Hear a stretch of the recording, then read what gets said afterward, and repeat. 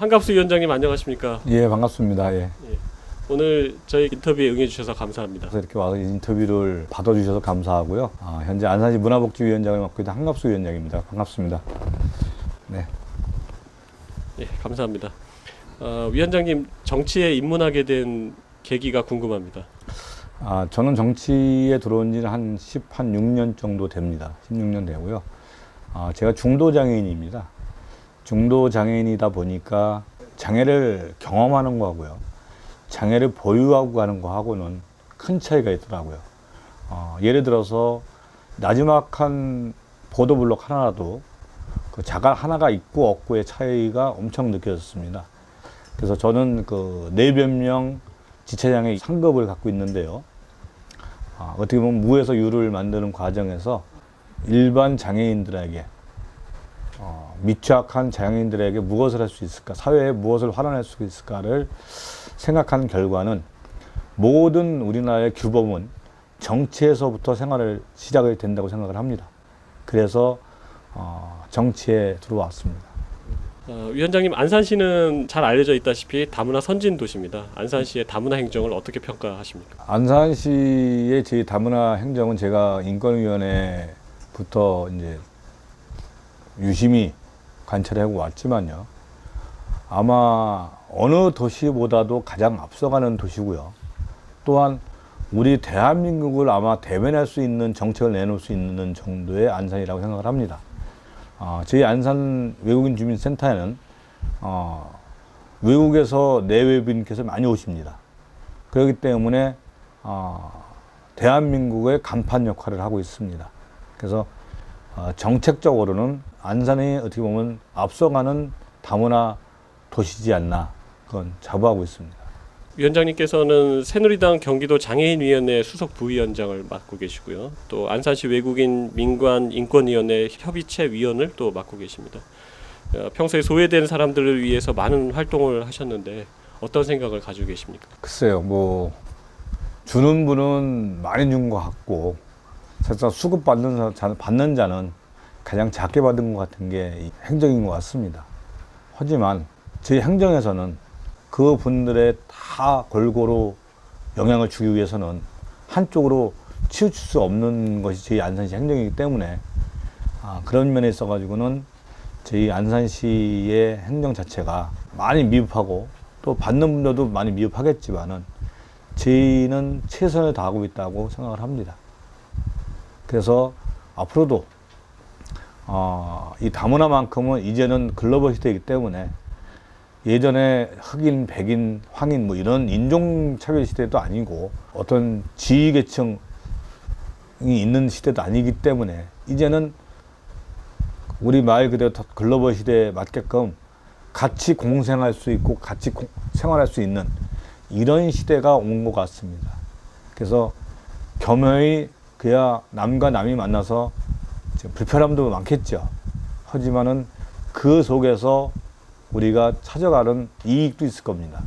예를 들어서 저희 안산시 관내에는 원곡초등학교가 있습니다.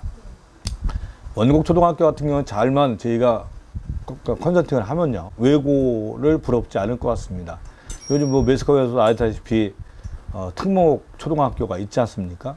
거길 사립을 보내려고 몇 억씩 많게는 기부를 하고 가는데 지금 원곡초등학교는 사실상 외국인이 더 많습니다. 예를 들어서 한 클래스 한 학년에 45명인데요. 내국인이 한 6명, 7명 밖에 없습니다. 그 정도로 외국인이 많기 때문에 어떻게 보면 글로벌 시대를 미리 접할 수 있는 이런 계기가 될 수 있습니다. 그래서 저희가 장점을 더 착취해서 저희 것으로 만들면 앞으로 세계를 가는데 거시적인 면목에서는 상당히 유리할 거라고 판단하고 있습니다. 네, 위원장님 얼마 전에 안산시 장애인 체육진흥조례안에도 대표 발의하셨습니다. 네. 어떤 내용인가요? 제가 이제 제일 먼저 안산시 6대 의회 의원이 되면서 장애인 체육회 조례안을 발의했습니다. 제일 먼저. 그 다음에 이제 저희가 인권조례를 두 번째로 발의했는데요.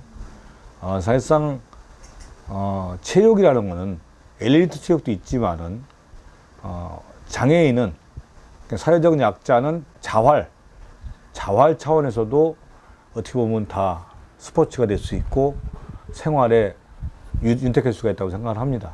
그래서 제 이제 체육회 구성은 체육회, 생활체육회, 그리고 장애인 체육회가 세 가지로 나눠져 있습니다. 그럼 경기도에서 장애인 체육회를 갖고 있는 곳이 한 3곳이 있습니다. 그런데 저희가 아마 네 번째로다가 준비는 다 됐고요. 저희가 8개 팀을 가지고 우선 시작을 할 겁니다.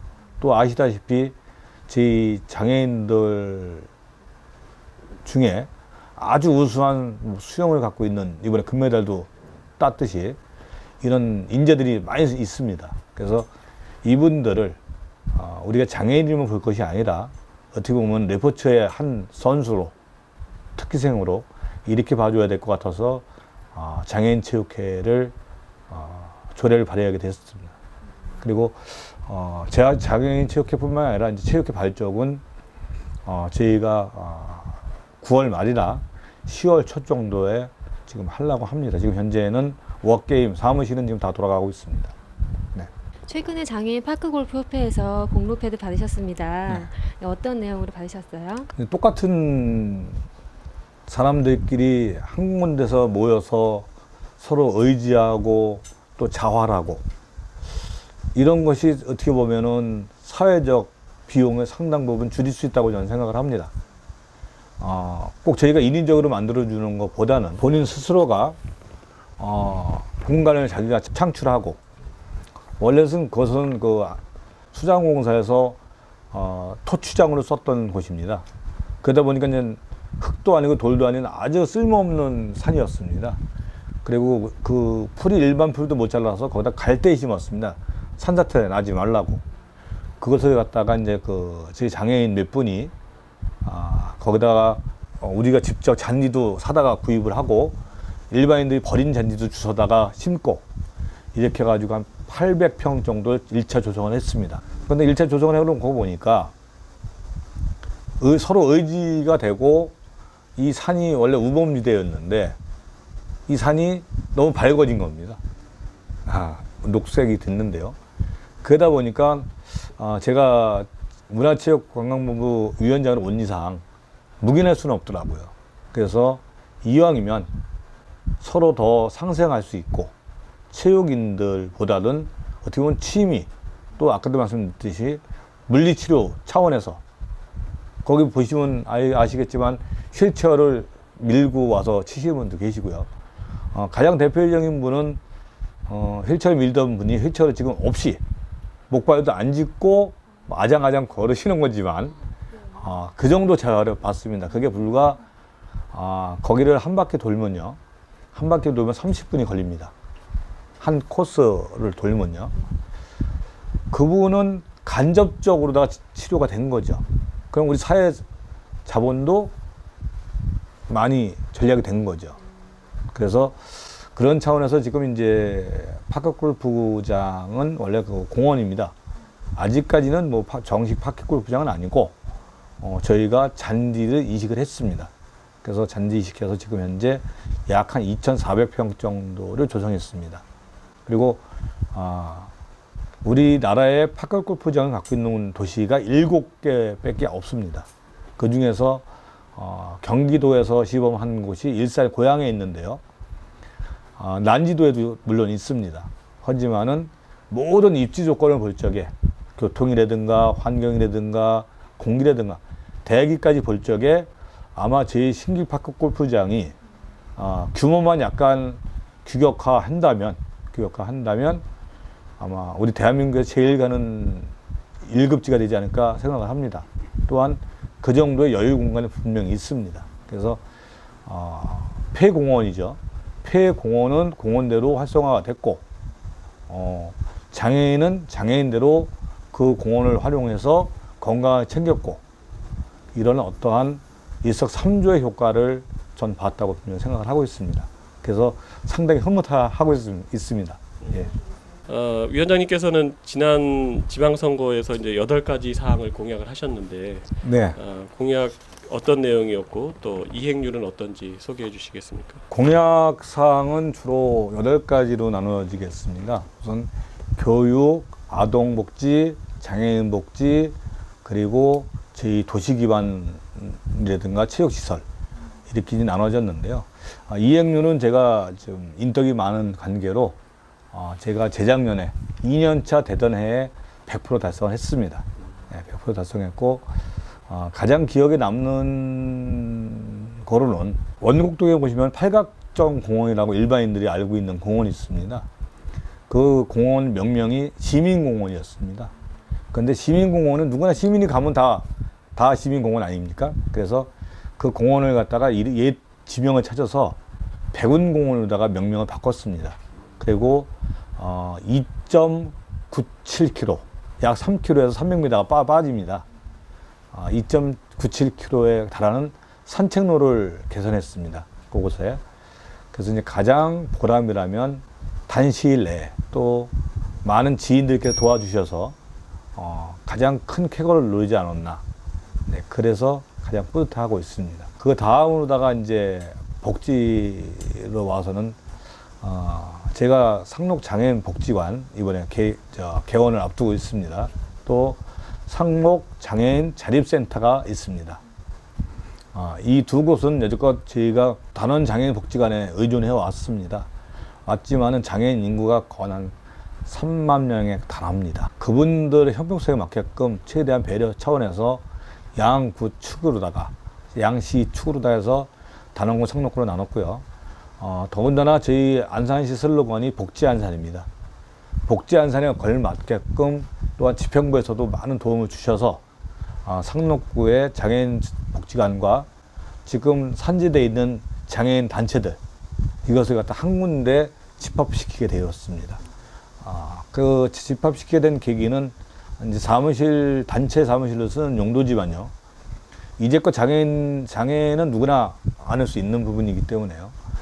장애인들이 그 사무실이 산지에 있다 보니까 여러 군데를 찾아다녔습니다, 사실상. 하지만 이제 자립센터에 딱 들어가시면 그 안에 풀 단체가 있고요. 저희가 사회단체 보조금을 줬던 임대를 얻어줬던 그 세수 한 8억이 다시 저희가 회수가 됩니다. 그렇기 때문에 관리라든가 이런 면에서 상당한 우수성을 보일 수 있다고 저는 생각을 합니다. 네. 사회적 약자를 위한 공약은 어떤 게 있었고 또 어떻게 이행되고 있습니까? 사회적 약자를 위해서는 우선 제일 먼저 CCTV를 예를 들 수가 있습니다. 저희 안산의 CCTV가 상당 부분 늘어나신 거를 6대에 와서 최근에 보실 겁니다. 더군다나 차량뿐만이 아니라 범죄에 사용할 수 있는 CCTV가 상당히 많습니다. 이런 그 사회적 약자를 위해서 CCTV라든가 또 가로등이 지금 LED로다가 그냥 정부 시책도 있지만은 저희가 안산시는 발빠르게 지금 LED로다 교체 작업을 하고 있습니다. 사회적 약자들이 어떻게 하면 좀 더 쾌적할 수 있고 편할 수 있을까? 어떤 뭐 큰 저희가 한 건 없어도 약간 좀 섬세하게, 그러니까 비장애인이 느끼지 못하는 거지만은 장애인은 느낄 수 있는 부분. 하다못해 주차장에 보시면은 새로 보이는 게 뭐냐면 이 주차 공간 옆에 보면 장애인 마크가 또 있습니다. 하나가 예전엔 벽면에만 이렇게 붙여놨습니다. 근데 옆에다가 도로면에 하나 또 이렇게 휠체어 그림을 하는 그렸다든가 이런 그 BTL 쪽으로다가 우리가 유니버설 TC처럼 그 작업을 하고 있습니다. 무제의 공간이라고 우리가 속히 하죠. 그래서 모든 저희 관공서에는 어떤 장애를 가지신 분이라도 우선은 도보라든가 관람하시는데 아무 지장 없게끔 그런 배려를 했습니다. 그리고 그것이 뭐 여지껏 안산시도 사실상 예산이 편제가 덜다 보니까 법 준수를 지금 덜 했던 부분도 솔직히 있습니다. 그러나 제 본 위원장이 장애인인 만큼 우선 예술의 전당부터 시작을 해서 지금 일반 도로까지 아마 일반인들을 못 느끼시죠. 저희 장애인들은 많은 체감을 하고 계실 거라고 저는 생각을 하고 있습니다. 그래서 또 저희 장애인뿐만이 아니라 사회적 약자들도 가로등이라든가 또 이런 면에서 또 치안의 문제 이런 면에서는 상당히 안심을 놓고 귀가할 수 있는 이런 서비스 체계를 갖췄다고 생각을 합니다. 위원장님께서 의정 활동하시면서 노인, 장애인 또 다문화인들의 민원을 해결해 주신 사례도 아마 많을 걸로 생각을 하는데요. 기억에 남는 사례가 있다면 소개해 주시겠습니까? 길을 가다가 이분은 제가 보기엔 한국인으로 봤습니다. 근데 옆에 이렇게 벤치에 앉아 있다 보니까 이분이 외국인입니다. 외국인인데 한 분은 한국말을 섞어서 하고 한 분은 원어로 하고 이런 걸 보고 제가 그 얘기를 했습니다. 안산에서는 한글 교육 교실이 있다. 그러니까 외국인 주민센터나 이런 데 문의해서 한글 교육을 무상으로다가 받으시면 일정 수준의 한국어 자격증을 줍니다. 그래서 그분이 아마 그걸 3개월 코스를 아마 해놓은 것 같습니다. 그래서 그분이 이제 초급, 중급까지 가서 어느 날 또 봐니까 제 외국인 주민센터에 입구에 또 만났습니다. 만났는데 이제 그분이 거꾸로다가 통역을 하고 자기 한글을 가르치는 정도 옆 사람을 가르쳐 준답니다. 그래서 상당히 흐뭇했고요. 사실상 이제 저희가 안산에서 지금 가장 문제시되고 있는 생활 폐기물입니다. 하지만 저는 사실상 그것을 다 외국인이 벌였다고 생각을 절대 안 합니다. 왜? 여기 계신 기자분들께서도 일반 시민들께서 나가보시면 알겠지만요. 내국인이 거기에 같이 버린 부분이 더 크다고 저는 방조죄가 더 크다고 생각을 합니다. 그래서 그런 정책적인 부분은 서로 대화로 풀어야 되고 계몽으로 풀어나가야지만 이게 되는 거지. 어떤 일시적으로다가 저희 행정적인 지원을 해서 추결한들 이게 의식 변화가 없는 한은 변하지 않을 거라고 저는 생각을 하고 있고요.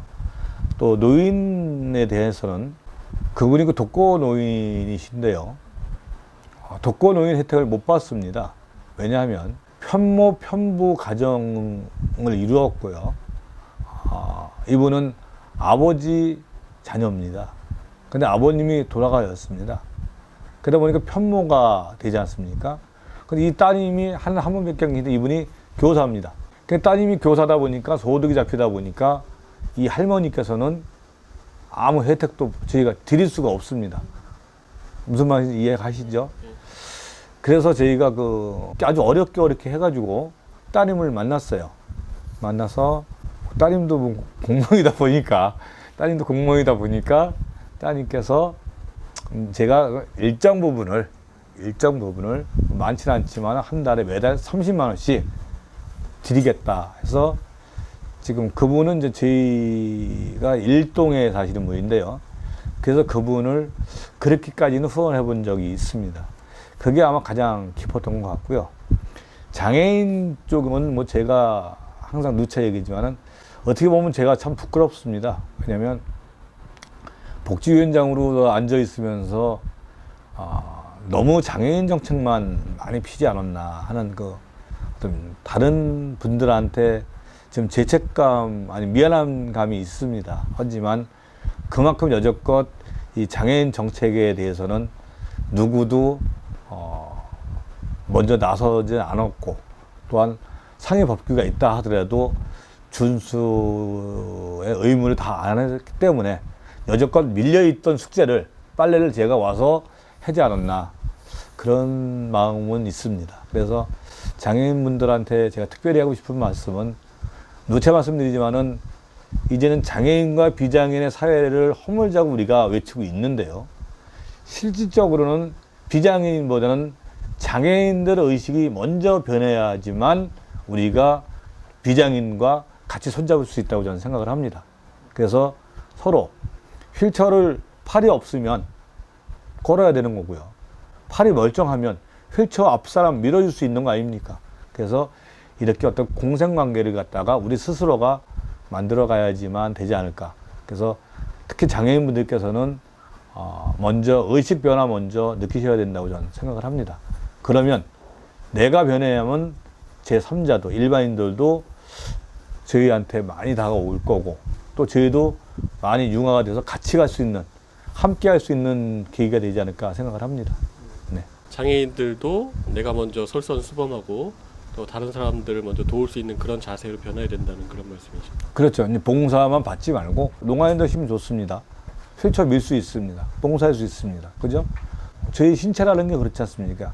하나가 약하면 하나가 강해지는 부분이 있는 거기 때문에 서로 제일 먼저 장애인들 먼저 의식개혁이 변화가 이루어지면 아무래도 편하시겠죠, 일반인들이. 다문화인들의 복지와 교육 등의 발전을 위해 준비하는 정책이 있으시다면 소개해 주십시오. 자, 다문화는 그렇습니다. 저희 안산시가 지금 한 3만, 4만 추정할 수 없는 정도의 각국에 있는 외국인들이 와 있는데요. 정부를 대신해서 지금 안산시에서 정책을 피고 있는 것입니다. 아까도 말씀드렸지만 외국인 주민센터는 한국 대사관입니다. 어떻게 보면 한국에 있는 대사관보다 더 많은 외국인들이 출입하는 거라고 생각을 하고 있습니다. 저희는 가장 중요한 것은 다문화 가정이라고 생각을 합니다. 다문화 가정 속에서 아까도 전제에도 말씀드렸지만 원곡 초등학교 같은 경우는요, 다문화 가정에 또 편부 가정에 편모 가정에 많은 문제를 낳고 있습니다. 누차 뭐 열거 안 해도 짐작가시겠지만은 과연 이분들의 자아는 우리 한국인의 자아를 닮을 것입니다. 또 한국의 문화를 그분 인습에 담을 것입니다. 그럴 적에 우리 한국인이 비춰지는 면, 어떤 위상일까? 그게 가장 걱정스럽고 우려스러운 면입니다. 그야 올바른 면도 많겠죠. 하지만은 다문화의 정책을 피기 전에 먼저 우리 안산 시민들께서 어떻게 보면 저희가 외국에 여행 갔을 적에 외국인이 우리한테 환호해주는 이런 웃음의 미소, 이런 거 먼저 우리가 실천해야 되지 않을까. 가장 시급한 것이 맨투맨 작전이라고 저는 생각을 합니다. 그래서 그것이 먼저 선행이 된 다음에 그 다음에 정책을 갖다 넣어도 되는 거지. 체감 온도를 좀 높이는 작업이 가장 중요한데 그것은 저희 이제 시민들 수준이 높아졌으니까 벌써 한 수년 전만 하더라도 외국인을 보는 눈하고 지금 외국인을 접하는 눈이 자연스럽게 인습처럼 변했습니다. 많이 변했습니다, 이게. 그래서 가장 기쁜 반면이고요. 소관위원장으로서 말씀드리면 더 많이 변해줘야지만 된다고 생각을 하고 있습니다. 그래서 또한 아동이나 청소년들한테 저희는 무던히 맞춤형 프로그램을 할 겁니다. 직업체험이라든가 청소년 프로그램이라든가 다문화 가정 프로그램, 이런 어떤 소프트적인 프로그램을 많이 내놓을 것입니다. 또한 지금도 산재할 정도로 많이 하고 있습니다. 또한 저희 안산시가 모범도시가 되다 보니까 경기도에서도 인권위원회가 저희한테 왔지 않습니까?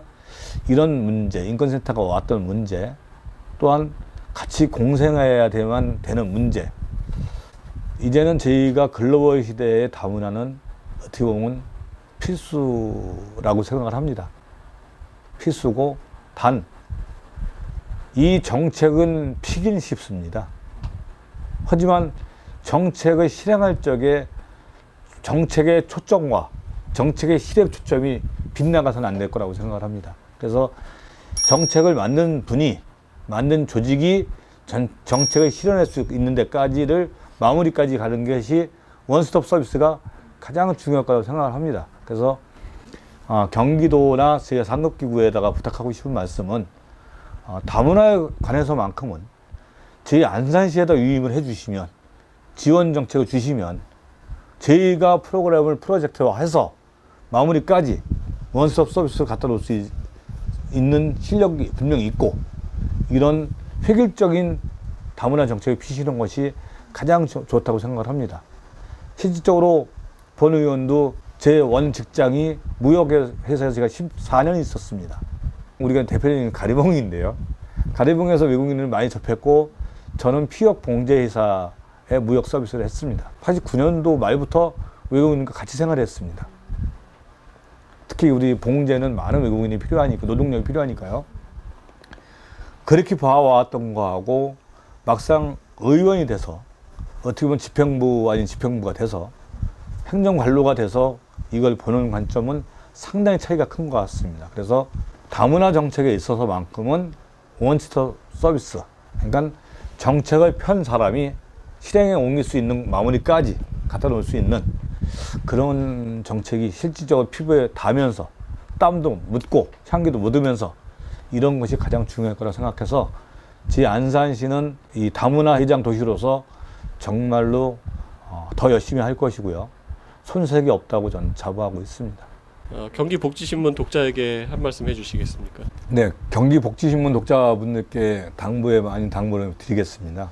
이 신문은 저희가 후원과 여러분들의 정성 어린 돈이 모여서 이 신문이 발행되고 있고요. 또한 여러분과 조금이라도 공감대를 형성하고자 이 신문이 발행되고 있습니다. 여러분께서 이 신문을 보실 적에 나하고 관계없다 이렇게 생각하지 마시고요. 나와 이런 면이 상통한다. 이것이 곧 우리 사회에 맑은 길을 줄 수 있는, 희망과 행복을 줄 수 있는 신문이라고 생각하시고 끝까지 읽어주시고요. 그 읽으시고 본인들의 행동으로 좀 옮기셨으면 좋겠습니다. 이상입니다. 감사합니다. 예, 위원장님 바쁘신데 저희 인터뷰에 응해주셔서 감사합니다. 별 말씀을요. 많이 미흡하지만은 이렇게 찾아주셔서 감사하고요. 저는 이 인터뷰를 계기로 해서 좀 더 깊이 있게 저희 의회 의정을 필 수 있도록 한 번 더 생각하는 의원이 되겠습니다. 하여튼 장시간 인터뷰해 주셔서 감사합니다. 예. 감사합니다.